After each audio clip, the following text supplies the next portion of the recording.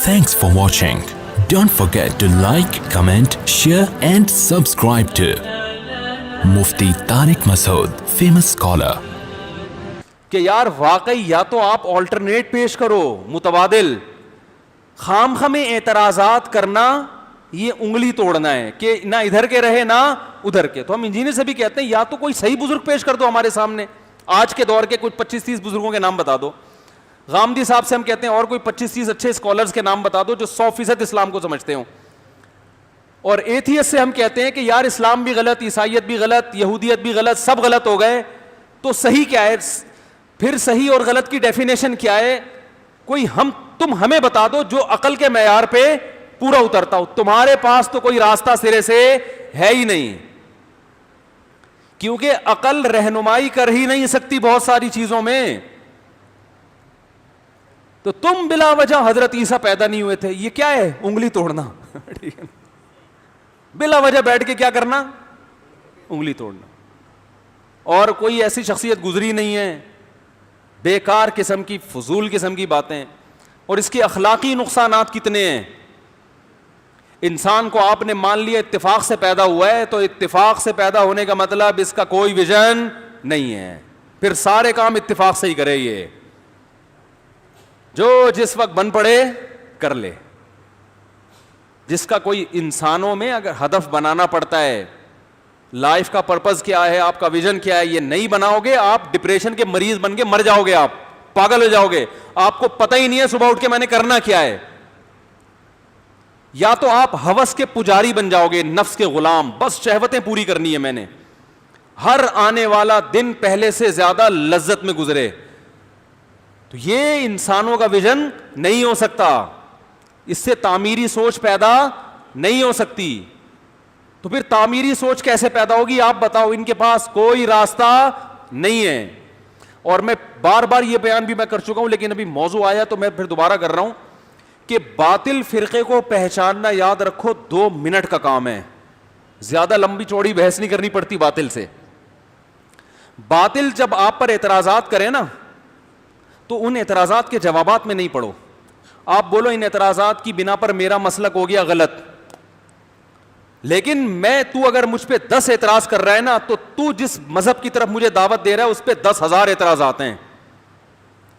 تو ان کا جواب دے دے تو میں تیرے مسلک کو قبول کر لوں گا, تیرے مذہب کو قبول کر لوں گا. مثلا ہندو یہ اعتراض کرتے ہیں کہ مسلمان بقرعید میں جانور ذبح کر کے ظلم کرتے ہیں, اسلام کا یہ حکم صحیح؟ بولو بھائی نہیں ہے. فرض کرو مان لیا صحیح نہیں ہے. میرے پاس اگر کوئی ہندو آئے گا نا, کہے گا اسلام کا یہ حکم ٹھیک نہیں ہے کہ جانوروں کو کاٹ رہے ہو, ظلم کر رہے ہو. میں کہتا ہوں فرض کرو اللہ نہ کرے یہ اسلام پر اعتراض صحیح ہے, میں اسلام اللہ نہ کرے نقل کفر نباشت میں اسلام چھوڑتا ہوں, لیکن مجھے پھر یہ ثابت کرو کہ تو جس مذہب کی دعوت دے رہا ہے مجھے, اس مذہب میں اس سے بڑے بڑے اعتراضات نہیں ہیں. اگر اسلام کی طرف ایک انگلی اٹھ رہی ہے تو آپ کے مذہب کی طرف 20 انگلیاں اٹھ رہی ہیں. سب سے پہلے میں یہاں سے بات شروع کروں گا کہ میں گائے کاٹتا ہوں اللہ کے حکم پہ, میں اللہ کی عبادت کرتا ہوں. تمہاری عبادت کہاں سے شروع ہوتی ہے؟ پتھروں کے معبود سے. تو میں پتھر کے سامنے کیسے جھکوں بھائی؟ اس کی کیا دلیل ہے بھائی؟ میں گائے کے پیشاب کو مقدس کیوں سمجھوں؟ اس کی کیا دلیل ہے؟ میں گائے کو اپنی ماں کیوں بناؤں؟ اس کی کیا دلیل ہے؟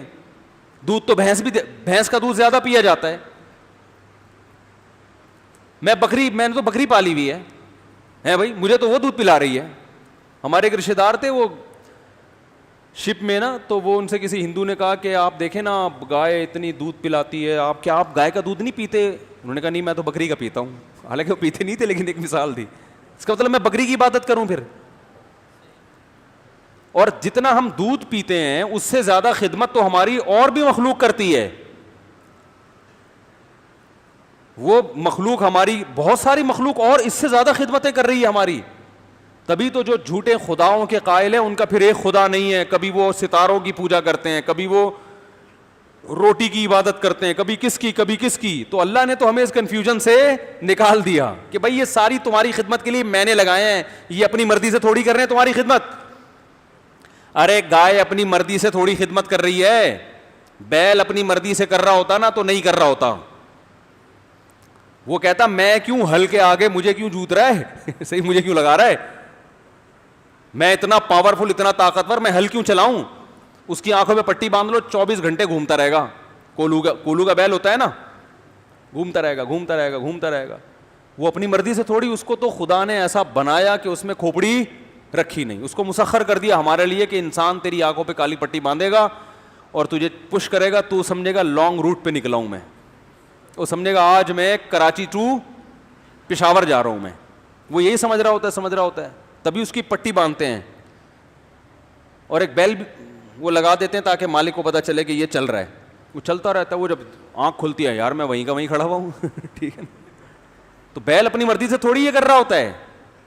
ہم مچھلیاں کھاتے ہیں, مچھلی اپنی مرضی سے تھوڑی ہمارا نوالا بنتی ہے. تو یہ سب اللہ کی قدرت ہے, اللہ نے ان کو ہمارے لیے مسخر کیا. تبھی تو قرآن نے کہا لا تسجدوا للشمس ولا للقمر. بہت سے لوگ سورج اور چاند کو سجدہ کرتے ہیں کہ سورج اتنی خدمت, سب سے زیادہ خدمت تو سورج کر رہا ہے. سورج اگر روشنی برسانا بند کر دے تو گائے بھی دودھ نہیں دے گی, گائے کو کھانے کو ہی نہیں ملے گا, پودے ہی نہیں اگیں گے. اور اگر دودھ دے گی بھی تو اس دودھ سے وٹامن ڈی اور کیلشیم نہیں بنے گا, کیونکہ دودھ ہڈیوں کا جزو بدن اس وقت بنتا ہے جب ہڈیوں کو دھوپ بھی ملے. ڈاکٹر کہتے ہیں نا کیلشیم کی کمی وٹامن ڈی کی کمی سے ہوتی ہے.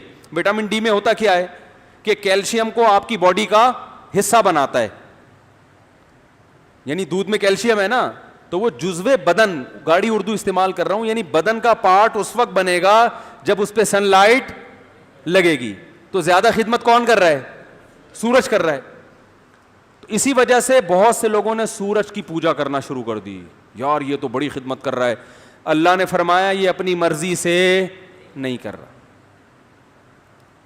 یہ میں نے اس کام پہ لگا دیا. اس لا تسجدوا للشمس ولا للقمر, نہ سورج کو سجدہ کرو نہ چاند کو.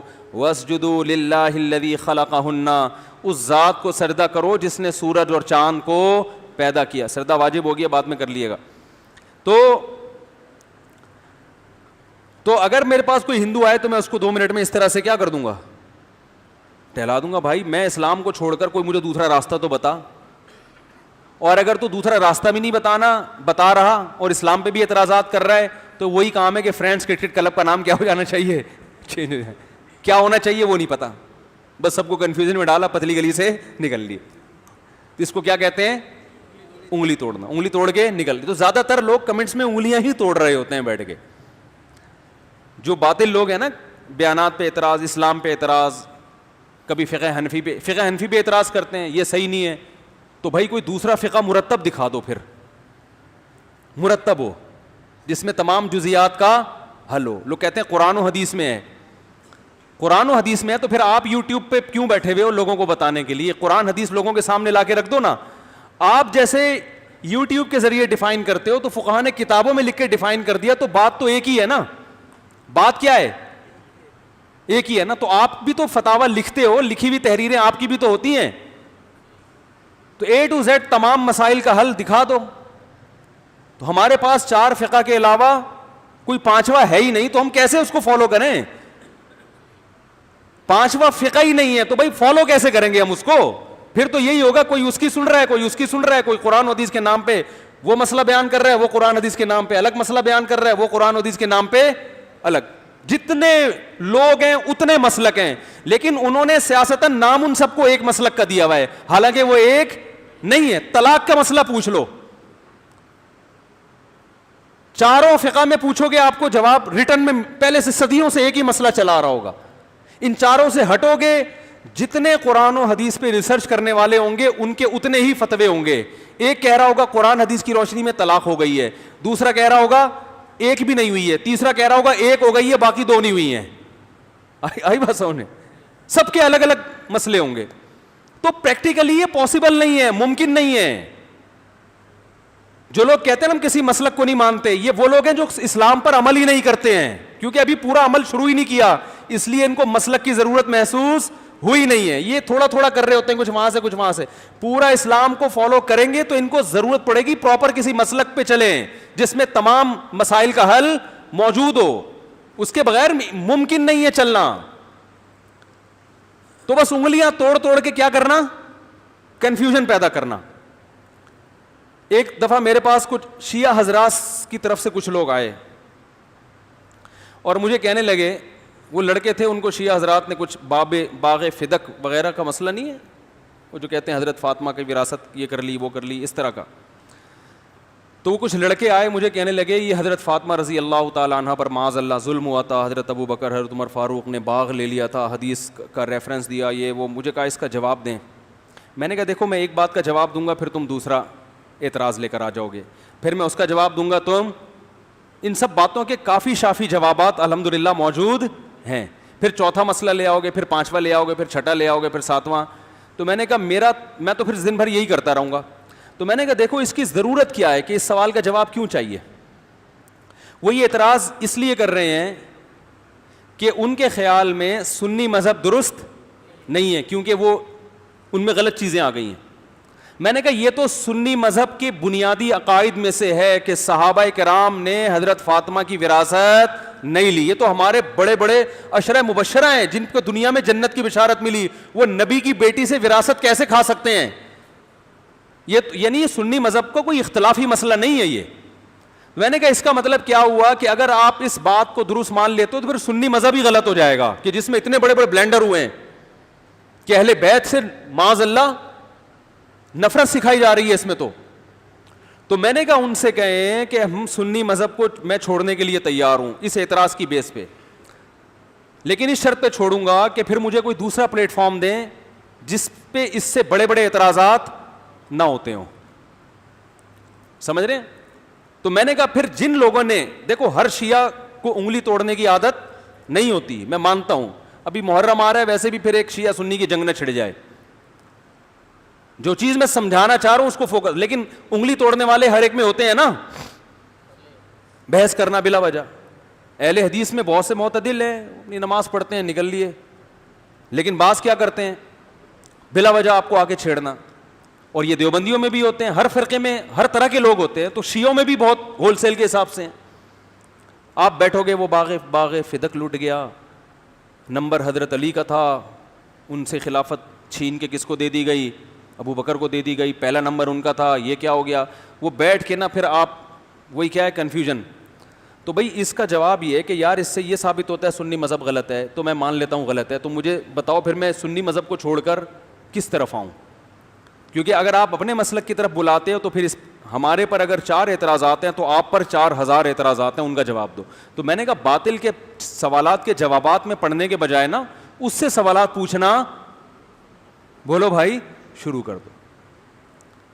اور اگر وہ سوالات کی بیس پر, اعتراضات کی بیس پر اپنا مسلک چھوڑ دے تو اس سے کہو یہ اس کی علامت ہے کہ واقعی آپ حق کے متلاشی ہیں. پھر ہم اس پہ بھی پھر ہم آپ سے بحث کریں گے. اگر ہم پہ 4 اعتراض ہو رہے ہیں اور آپ پہ 400 ہو رہے ہیں تو اس کا مطلب پہلے ان 400 کو بیٹھ کے حل کرو آپ, ورنہ ہم نہ ادھر کے رہیں گے, کیونکہ شیعہ اور سنی دو ہی تو مسلک ہیں اسلام میں, تیسرا تو کوئی ہے نہیں بھائی, یا تو سنی ہے یا کیا ہے شیعہ ہے. اب سنی چھوڑ دیا, شیعہ کو قبول نہیں کیا تو کہاں جائے گا آدمی. ٹھیک ہے نا, اس کا مطلب پھر وہ نیا تیسرا فرقہ نکالے گا بیٹھ کے. تو اب تیسرے کا امت متحمل, امت میں تیسرا فرقہ نہیں افورڈ کر سکتی, 2 بہت ہو گئے ہیں بڑے بڑے. تو ہم یہاں لٹک کے نہ ادھر کے رہیں گے. تو یہ بھی کیا ہے بھائی, اعتراض کر کے کیا کرنا صرف, تو جو حق کا متلاشی ہوتا ہے نا وہ واقعی حق تلاش کر رہا ہوتا ہے.